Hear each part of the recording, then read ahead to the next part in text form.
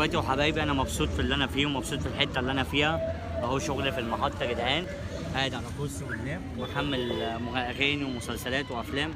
اكل العيش ما فيهوش عيب يا جدعان، والله العظيم انا ولا باخد حاجه من اليوتيوب ولا التيك توك ولا المهرجانات دي، انا خدها هوايه بالنسبه لي. انا بحارب على اكل عيشي احسن ما اقول لحد اديني.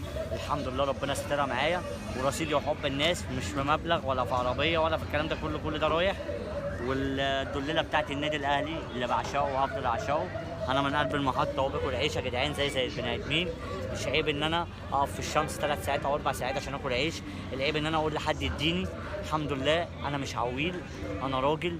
لو بايد واحده هاكل عيش وهقف، لو بايد واحده هقف هاكل عيش، لو بدماغي وبعقلي هاكل عيش برضه.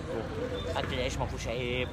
العيب انك تقول لحد اديني، العيب انك تقول لحد اديني يا جدعان. هي دي الرساله اللي انا بقصدها. الكلام ده صح يا باشا، صح الصح. والله العظيم اكسر. قران انت ما في منك وعزه وجلاله الله. لو الشمس هتاكل في جلدنا بس ما نقولش لحد قول يا ريس يدينا.